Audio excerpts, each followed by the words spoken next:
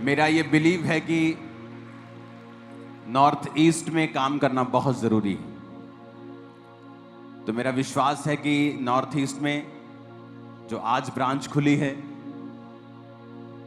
वो आगे के आगे के आगे हम लेके जाएंगे यीशु मसीह की ग्रेस से,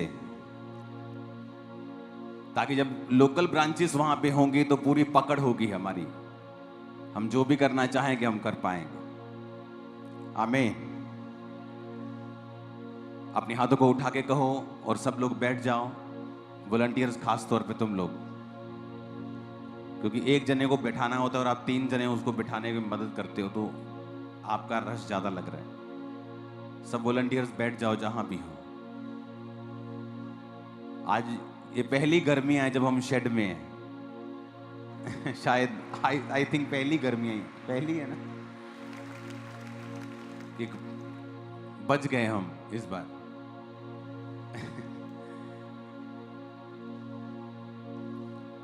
अपने हाथों को उठा के कहो, जो कुछ आज मैं सुनूंगा मैं फलों को लेके आऊंगा और मैं चाहता हूं प्रभु मुझसे बात करे।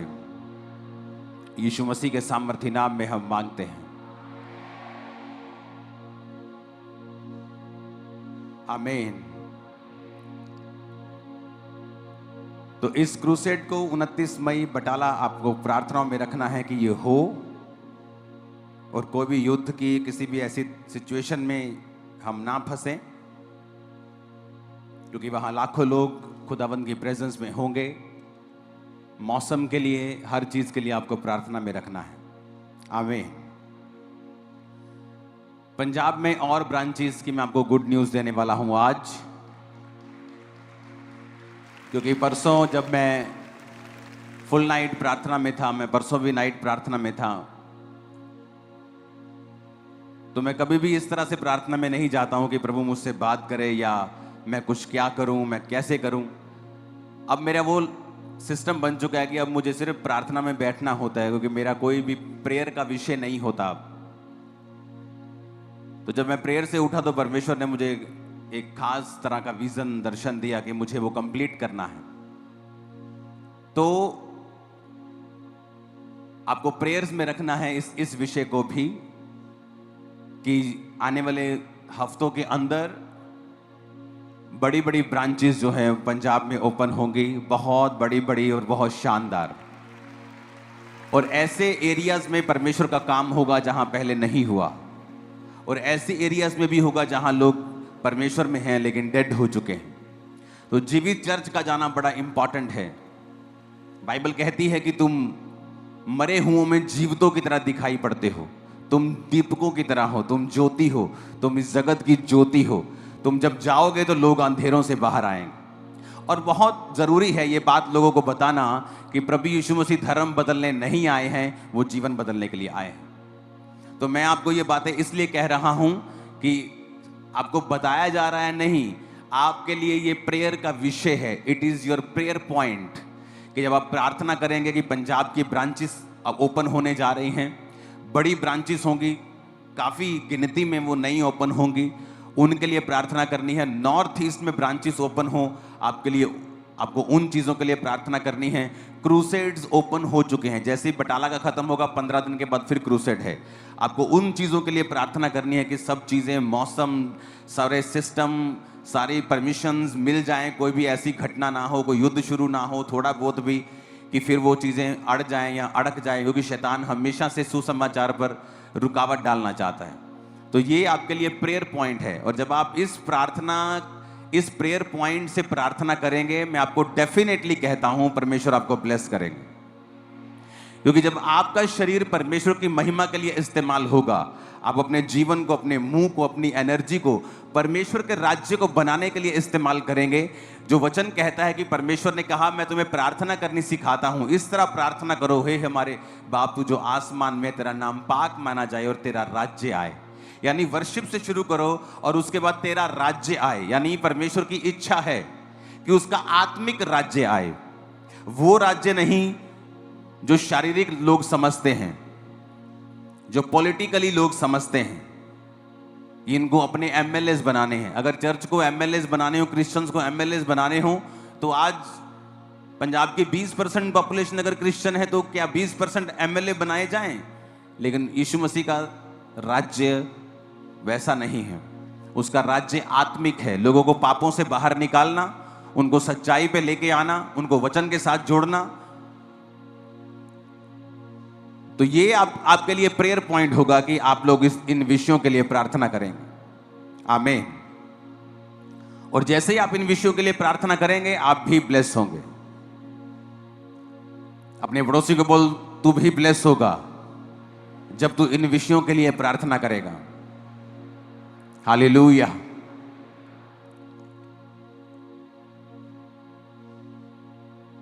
तो मेरा ये बिलीव है कि आप लोग इसे प्रेयर में याद रखेंगे और परमेश्वर का आत्मा हमें हेल्प करेगा राइट प्लेस को चुनने के लिए, राइट जगहों को चुनने के लिए, और वो डिवाइन हेल्पर्स को खड़ा करेगा, क्योंकि ये काम आसान नहीं होता। आपको 5 ब्रांचेस भी ओपन करनी है बड़ी, तो उनमें भी करोड़ों का खर्चा है। तो आपको प्रेयर करनी है, आपको बीजों को बोना है और प्रार्थना में ज्यादा आपको रहना है कि परमेश्वर सारे इंतजामों को करे। ऊंची आवाज में हालेलुया बोलो जरा। लूका 13 उसकी 1 से 5 आयत को अब मैं पढ़ूंगा। उस समय कुछ लोग आ पहुंचे और उन्होंने उन गलीलियों की चर्चा की जिनका लहू पिलातुस ने उन्हीं के बलिदानों के साथ मिलाया था। ये सुनकर उसने उनसे उत्तर में यह कहा, क्या तुम समझते हो कि ये गलीली सब गलीलियों से अधिक पापी थे कि उन पर ऐसी विपत्ति पड़ी? मैं तुमसे कहता हूं कि नहीं, यदि तुम भी मन ना फिराओगे तो इसी रीति से नष्ट होंगे। या क्या तुम समझते हो कि वो 18 जन जिन पर शीलों का गुम्मट गिरा वो दबकर मर गए, यरूशलेम के और सब रहने वालों से अधिक अपराधी थे? मैं तुमसे कहता हूं, यीशु ने कहा, नहीं, मैं तुमसे ये कहता हूं कि यदि तुम भी मन ना फिराओगे तो इसी रीति से नष्ट होंगे। बाइबल में लिखा है कि जीसस अपने लोगों से बात कर रहे हैं और यीशु ने कहा जिन पर 18 जन जिन पर शीलों का गुम्मट गिर गया था, और वो एक बिल्डिंग टाइप एक चीज आप समझ लो, कुछ मटेरियल गिरने से वो मर गए थे। क्या वो दूसरे जो यरूशलेम में लोग रहते थे, क्या वो उनसे ज्यादा पापी थे कि उन पे ये मुसीबत आई? जीसस ने कहा नहीं, वो ज्यादा पापी नहीं थे, परंतु उन्होंने मन नहीं फिराया था। कई बार हो सकता है आपका अविश्वासी मित्र एक बड़े पाप में हो और आप उसकी जिंदगी को देखते हो कि ये भी तो बहन है, ये भी तो चुगली करती है। खुद विस्लिंग को सुनो यहां आकर। अंदर जो एसी में बैठे ने बाहर निकालो दो जनों को, ओके? यहां खड़े हुआ करो साइड पे और देखो कहां क्या हो रहा है। और जीसस ने पूछा क्या वो ज्यादा पापी थे? कहते प्रभु पता नहीं। कहते जीसस कहते नहीं, वो ज्यादा पापी नहीं थे। हमें लगता है ये भी औरत तो चुगली कर रही है, ये मेरी ग्वांडन भी तो चोरी करती है बिजली की, ये भी तो कुंडी डालते ही हैं, ये मेरा साथी है, ये भी तो पेट्रोल चोरी करता है, ये भी तो गलत तरीके से बॉस से पैसे लेता है, इसको तो कुछ नहीं होता। लेकिन जीसस ने कहा ऐसा नहीं है। जिन पर शीलों का गुम्मट गिरा वो ज्यादा पापी नहीं थे, बल्कि उन्होंने मन नहीं फिराया था। यानी वो वचन को जानते थे और वचन जानते हुए भी उन्होंने मन नहीं फिराया था। हो सकता है यरूशलेम में रहने वाले लोग उनसे भी ज्यादा पापी हों, लेकिन मौत किन पे आई? जिनको वचन मालूम था और उन्होंने मन नहीं फिराया था। आप बाइबल को पढ़ के देखो, बिगेस्ट मिरेकल लोगों की लाइफ में तब शुरू हुए हैं जब उन्होंने मन फिराया है। जीसस का पहला प्रचार था मन फिराओ।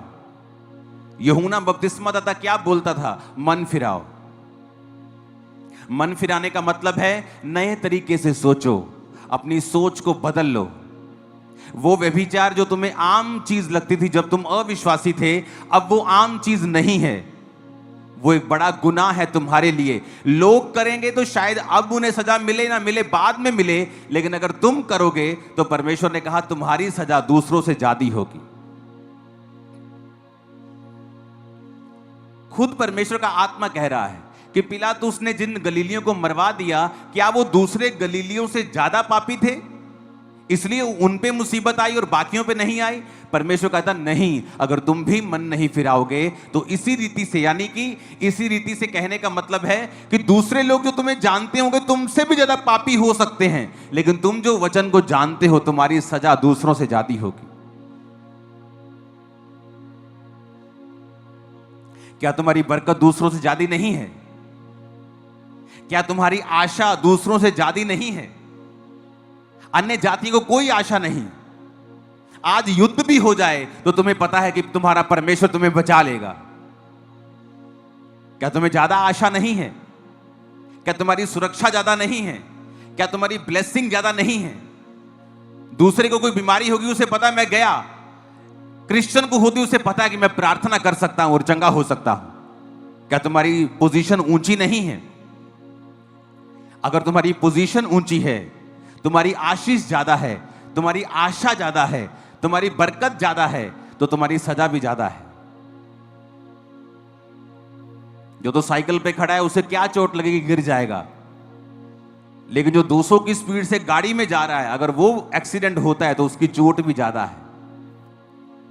तो परमेश्वर ने कहा तुम अगर मन नहीं फिराओगे तो इसी रीति से नष्ट होगे कि दूसरे लोग जो तुमसे ज्यादा अपराधी हैं, हो सकता है उनको वचन ना मालूम हो, लेकिन तुम जो वचन के जानकार हो, अगर तुम वही गुनाह और पाप करोगे तो तुम भी उसी रीति से नष्ट होगे कि हो सकता है तुम्हारा पाप कम हो लेकिन तुम्हारी सजा उन लोगों से ज्यादा होगी।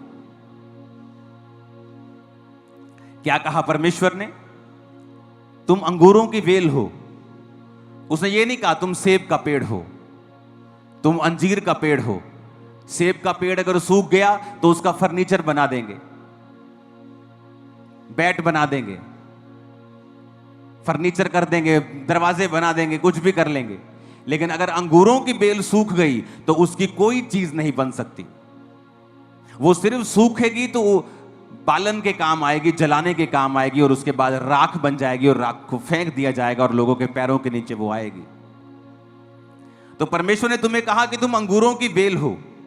अगर तो तुम फल लाओगे, अगर तो तुम मेरे वचन में बने रहोगे तो बहुत सा फल लाओगे, और अंगूर बनाया जाएगा, तुम्हारा शरबत बनाया जाएगा, वो लोगों के मुंह में लगेगा, मालिक के मुंह पे लगाया जाएगा, तुम इज्जत पाओगे, तुम प्याले में होंगे। लेकिन अगर उल्टा अगर तुम सूख जाओगे तो तुम्हारा कुछ भी नहीं बनेगा, तुम सीधा जलाने के काम आओगे। या तो टॉप पे रहोगे या बिल्कुल बॉटम पे रहोगे, या स्वर्ग में रहोगे या नरक में रहोगे, या हाईएस्ट रहोगे या लोएस्ट रहोगे, या शैतान के रहोगे या परमेश्वर के रहोगे। बीच का कोई स्थान क्रिश्चियन लोगों के लिए नहीं है। या तो खुदा के हो पूरे या शैतान के हो पूरे। अब तुम फैसला कर लो तुम किसके होना चाहते हो। खुदा के होना चाहते हो, बीच का कोई स्थान नहीं है क्रिश्चियन लोगों के लिए। परमेश्वर ने कहा तुम पृथ्वी का नमक हो। उसने ये नहीं कहा तुम पृथ्वी का दूध हो।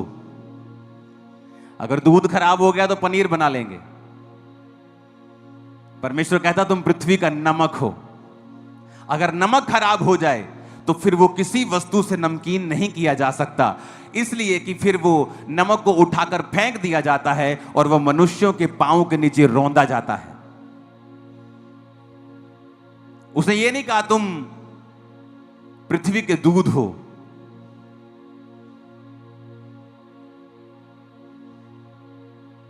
तुम पृथ्वी की गाजर हो, तुम पृथ्वी के सेब हो। उसने नहीं कहा। कहता तुम पृथ्वी के क्या हो? नमक हो। हर चीज तुम्हारे द्वारा स्वादिष्ट बनेगी। आप दुनिया की बेस्ट चीज लेके बनाओ और बिना नमक डाल के उसे खा के देखो, आपको मजा नहीं आएगा। नमक प्रिजर्व करता है। आप अचार को लंबा चलाना चाहते हैं, नमक डालना पड़ेगा। चीज को खराब होने से बचाना चाहते हैं, नमक डालना पड़ेगा।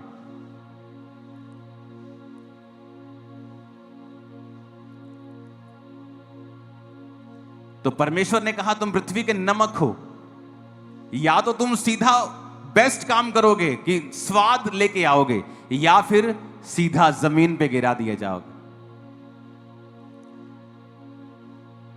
इसलिए आप देखोगे जो क्रिश्चियंस लोग हैं और प्रभु के वचन पे नहीं चलते, अगर आप उनके घरों में जाकर देखेंगे, उनकी हालत अविश्वासियों से बदतर होती है। क्या वो सवाल नहीं करना चाहिए उनको कि प्रभु तेरे वचन में लिखा कि तूने कहा तू हमें सिर बनाएगा, पूंछ नहीं, तू हमें अन्य जातियों से श्रेष्ठ करेगा, यही तो तेरी बुलाहट है। क्या कहा परमेश्वर ने इस्राएलियों को कि मैं तुझे इसलिए चुनता हूं कि तू साइज में, गिनती में थोड़े थे, अब मैं तुम्हें चुनकर तुम्हारे आसपास की जातियों से तुम्हें श्रेष्ठ करूंगा, ताकि मेरे नाम की महिमा हो कि ये जाति इसलिए श्रेष्ठ है क्योंकि इनका परमेश्वर यहोवा है, इनका परमेश्वर यीशु मसीह है। लेकिन प्रभु ने कहा कि तुम पृथ्वी के नमक हो, लेकिन अगर नमक का स्वाद बिगड़ गया तो वो पैरों के नीचे रौंदा जाएगा, उसको नमकीन नहीं बनाया जा सकता। अगर नमक में रेत मिल गई, अगर नमक में मिट्टी मिल गई, खराब हो गया, उसको अलग अलग नहीं किया जा सकता, वो साफ नहीं किया जा सकता, वो काम में नहीं लाया जा सकता, फिर वो सिर्फ जमीन पर फेंक दिया जाएगा और मनुष्य को पांव के नीचे वो आएगा। दो तरह के क्रिश्चियंस हैं, एक जो परमेश्वर को मानते हैं और परमेश्वर ने ऊंचा करता जा रहा है, ब्लेस करता जा रहा है, आगे बढ़ाता जा रहा है, और दूसरे जो परमेश्वर के वचन से हट के उल्टे काम करते हैं, फिर परमेश्वर उन्हें डाउन करता है। इसलिए आप कई क्रिश्चियन घरों में अगर आप चले जाएंगे, उनकी जो हालत है वो अविश्वासी लोगों से भी बुरी है। क्यों? क्योंकि वचन जब आप त्याग देंगे, आप जीवित चर्च का हिस्सा नहीं हैं, आप किसी सेवकाई का हिस्सा नहीं हैं, आप किसी बोने का हिस्सा नहीं हैं, आप प्रार्थना का हिस्सा नहीं हैं, आप चर्च नहीं जाते, आप किसी भी तरह के परमेश्वर के कामों में कोई हिस्सा नहीं डालते, आप मरे हुए क्रिश्चियन हैं, आप बिगड़ा हुआ नमक हैं, आप सूखी हुई बेल है, दाख की, अंगूरों की सूखी हुई बेल हैं। आपका अंत जलाया जाना है और आपका अंत पांव के नीचे आना है। आपकी हालत दूसरे लोगों से भी बुरी होगी, बाइबल ऐसा कहती है। क्योंकि बाइबल यह भी कहती है, अगर तू मेरी सेवा करेगा, मेरे साथ चलेगा, वफादार रहेगा, मैं तुझे अन्य जातियों से श्रेष्ठ करूंगा। समय तो दो परमेश्वर को ऐसा काम करने का, समय तो दो, उसे 10, 15, 20 साल अपनी जिंदगी के देकर देखो, उसको पूरी तरह से वचन पे चल के देखो, फिर परमेश्वर किस तरह से रास्ते निकालता है, वो किस तरह से डिवाइन हेल्पर्स की आपकी लाइफ में एंट्री करता है, किस तरह से आपके माइंड को चेंज करता है, आपकी सिचुएशंस को चेंज करता है, आपके फाइनेंस को चेंज करता है, आपकी जिंदगी में ऐसी घटनाएं करता है जो आपने प्लान नहीं की, लेकिन परमेश्वर का आत्मा आपको आगे लेके जाएगा। और यह भविष्यवाणी है कि आज से वो आपको आगे ही लेके जाएगा और बरकत देगा। आपको भरोसा रखना है। अपने पड़ोसी को जोर से बोलो, भरोसा रखना है।